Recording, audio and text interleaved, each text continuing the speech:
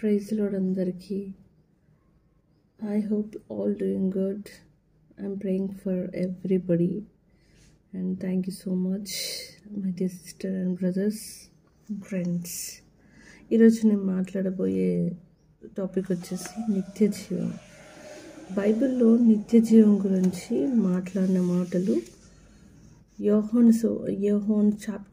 John chapter 17 లో మాట్లాడిన మాటలు దేవుడి ప్రేరేపణ బట్టి ఈ వీడియో చేస్తున్నాను. సో దేవుడు వచ్చేసి ఆ సమయంలో యేసుప్రభు వారు వెళ్ళే సమయంలో, అంటే భూలోకమును విడిచి పరలోకంకి వెళ్ళే సమయంలో, అంటే సిలువలో ఆయన ప్రాణమును అర్పించే ముందుగా శిష్యులతో మాట్లాడిన మాటలు ఏంటంటే, ముందుగా నేను వెళ్ళిన ఎడల నా ఆదరణకర్త పంపిస్తానని దేవుడు శిష్యులతో మాట్లాడతాడు. ఇక్కడ జాన్ చాప్టర్ యోహాను సువార్త 16:8లో. సో ఇక్కడ అద్వితీయ దేవుడైన కుమారుణ్ణి మనము, ఇప్పుడు దేవుడు సత్యదేవుడై ఉన్నాడు, అద్వితీయుడై ఉన్నాడు. దేవుణ్ణి వేరుపరచుట అనేది అసాధ్యము. తండ్రి కుమార పరిశుద్ధాత్మ త్రియేక దేవుడు ఒక్కరై ఉన్నారు. సో దీన్ని బట్టి నిత్య జీవం పొందాలంటే అసలు మనం ఏం చేయాలి? ఈ మెయిన్ టాపిక్ వచ్చేసి నిత్య జీవము. మనము నిత్య జీవం పొందాలంటే నిత్య జీవం పొందుటకు మనం ఏం అర్హత కలిగి ఉండాలి? అసలు నిత్య జీవం అంటే ఏంటి? అసలు నిత్య జీవం పొందడానికి మనము ఏ పనులు చేస్తే మనం నిత్య జీవం అనేది మెయిన్ టాపిక్. ఇందులో బైబిల్లో మాట్లాడిన మాటలలో నిత్య జీవం గురించి దేవుడు మాట్లాడిన మాటలు ఇక్కడ 17th verseలో, నీ అద్వితీయ సత్య దేవుడవైన నిన్నును నీవు పంపిన యేసుక్రీస్తుని ఎరుగుటయే నిత్య జీవం అంటున్నాడు. అంటే యేసు ప్రభు వారిని మనము ఎరుగుటయే మొదటగా నిత్య జీవమునకు మార్గము. మనము యేసుప్రభు వారిని ఎరగకుండా, యేసుప్రభు వారిని మనము సొంత రక్షకుడిగా మనం అంగీకరించకుండా, ఓన్లీ తండ్రి అయిన యెహోవాను మాత్రమే మనము అంటే ఆరాధించడం వలన కాకుండా, నిత్య జీవం పొందుటకై యేసుప్రభు వారిని కూడా మనము అంగీకరించి దేవుడిగా సొంత రక్షకుడిగా అంగీకరిస్తేనే ఇక్కడ నిత్య జీవం అని బైబిల్లో స్పష్టంగా తెలియజేస్తుంది. యోహాను సువార్త 3వ అధ్యాయంలో, అద్వితీయ సత్యదేవుడవైన నిన్నును నీవు పంపిన యేసుక్రీస్తును ఎరుగుటయే. నీవు పంపిన అంటే ఎవరు? యెహోవా అయిన తండ్రి అయిన దేవుడు మాట్లాడుతున్నమాట. నీవు పంపిన యేసుక్రీస్తును ఎరుగుటయే నిత్య జీవానికి మార్గం అంట. అంటే దేవుని ఎరగకుండా మనం నిత్య జీవం పొందుట అనేది ఇంపాసిబుల్, అసాధ్యము. యేసు ప్రభు వారిని సొంత రక్షకుడిగా అంగీకరించకుండా, మళ్ళీ మనం చేసే పుణ్య కార్యములైనా లేకపోతే నిత్య జీవం కావాలని ఏం చేస్తే నిత్య జీవం వస్తుంది? గుడ్ థింగ్స్ చేస్తే నిత్య జీవం వస్తుంది. అంటే మంచి పనులు చేస్తే, పుణ్య కార్యములు చేస్తే, మంచి పనులు, సేవా కార్యక్రమాలు చేస్తే నిత్య జీవం వస్తుందా? నీతిగా బ్రతికితే నిత్య జీవం వస్తుందా? లేదు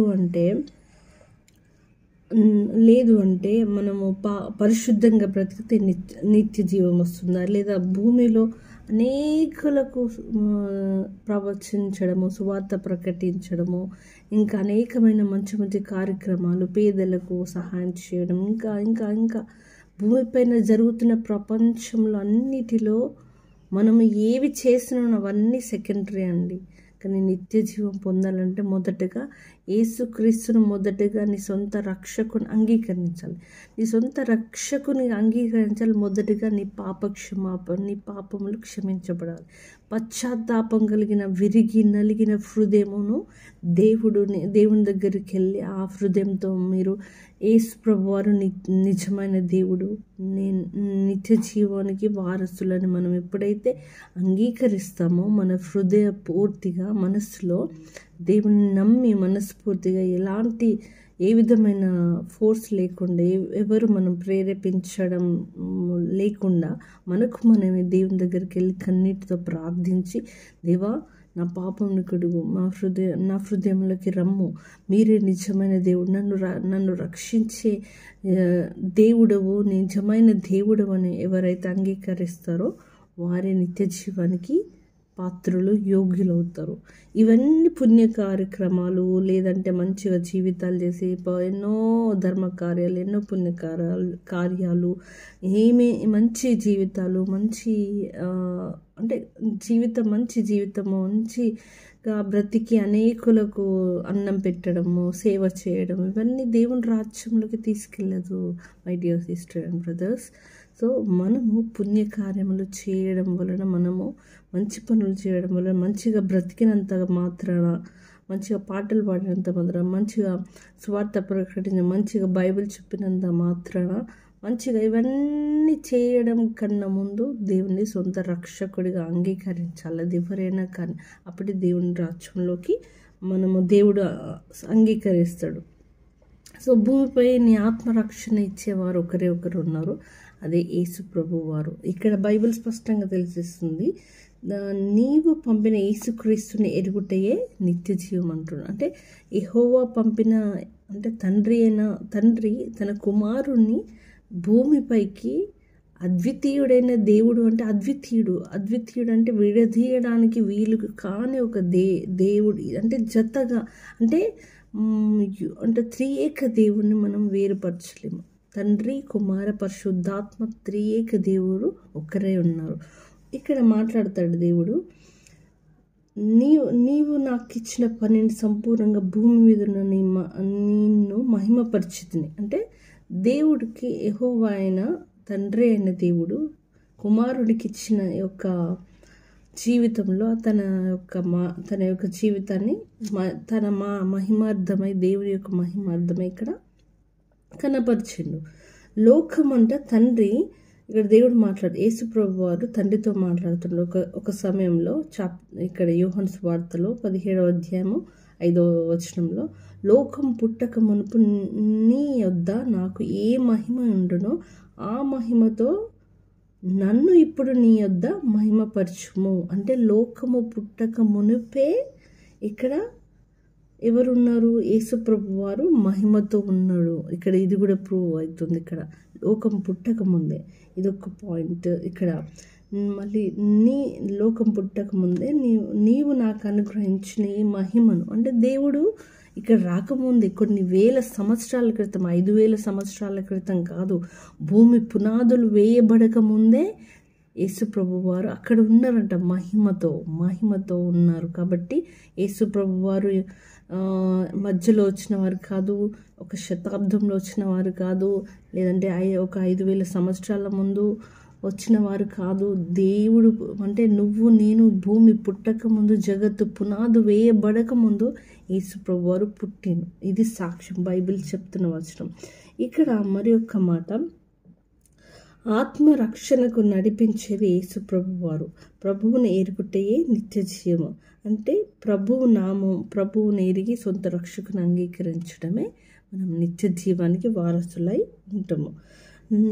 నమ్మితే కాదు, నమ్మిన ప్రకారం జీవిత విధానం కూడా మనం ఉండాలి. అంటే దేవుడిని పోలి, ఆయన స్వారూప్యమందు మలిచబడి, ఆయన పోలిక చొప్పున మన జీవితాలు మార్చబడి, వాక్యానుసారంగా ఎవరైతే బ్రతుకుతారో పరిశుద్ధంగా, దేవుని ఆజ్ఞలు పాటిస్తూ, దేవుని కొరకై ప్రార్థన, విజ్ఞాపనలు ఎల్లవేళలా దేవుని యందు, ఆయన తలంపులు, ఆయన క్రియలలో దేవుని మహిమపరచుటకై, ఈ లోక సంబంధంగా దేవుని కొరకు ఎవరైతే బ్రతికి అది బుద్ధి కన్యకలు వల్ల ఎవరైతే దేవుని పోలి నడుచుకుంటారో వారికే నిత్య రాజ్యం. అంతేకాని కొన్ని రోజులు, కొన్ని బ్రతుకులు, కొంతవరకు చేసిన వాటి మంచి పనుల గురించి దేవుడు ఎప్పుడు మాట్లాడాడు. కానీ ఆయన యందు, ఆయన పోలిక చొప్పున వాక్యానుసారంగా నడుచుకున్న వారికే, పరిశుద్ధంగా జీవించిన వారికే ఆయన రాజ్యంలో స్థానం ఉందని ఇక్కడ దేవుడు స్పష్టంగా తెలియజేస్తున్నారండి.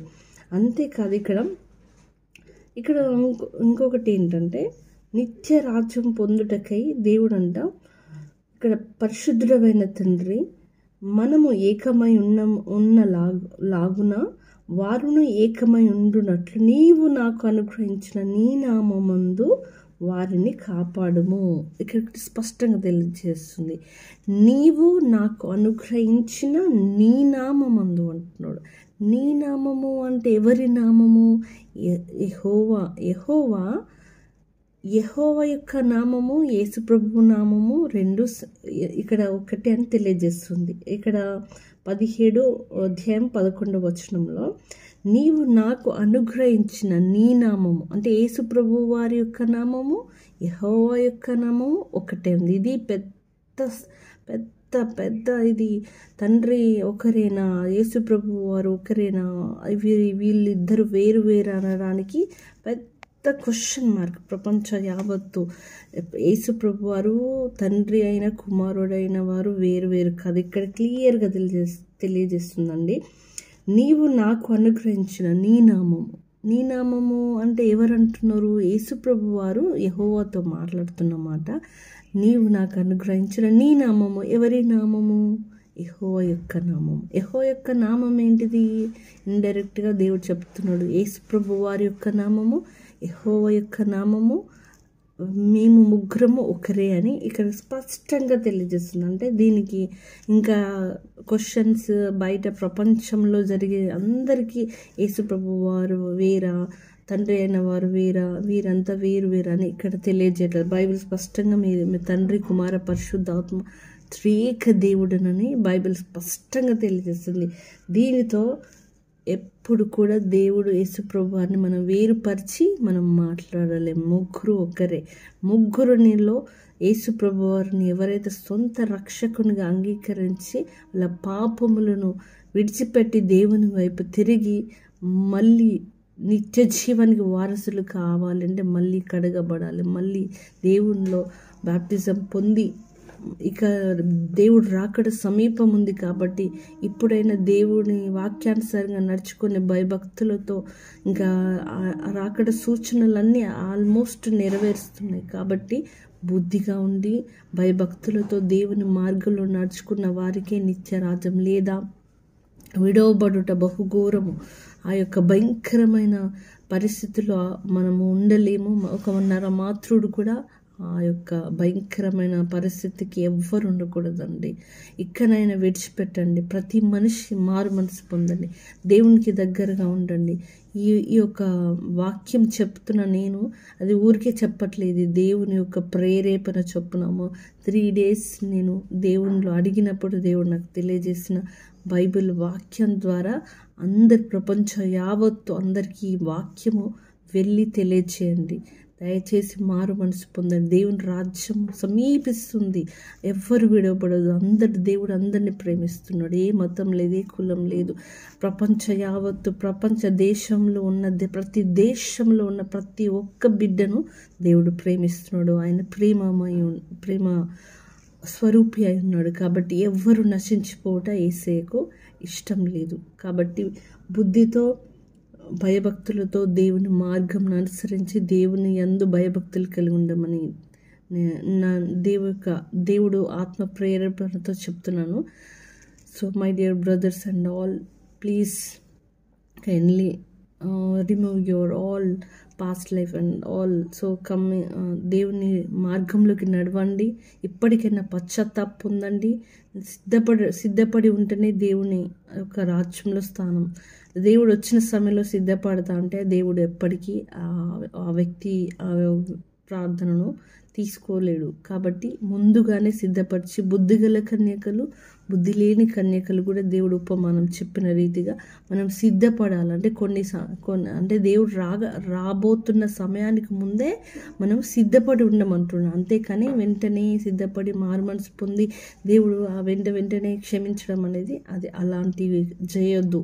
సో ఇప్పుడు నుంచైనా ఈ క్షణం నుంచైనా మారు మనసు పొందమని దేవుడు ప్రేమతో మీ అందరికీ గద్దింపుతో తెలియజేస్తున్నాడు. So thank you for listening my message.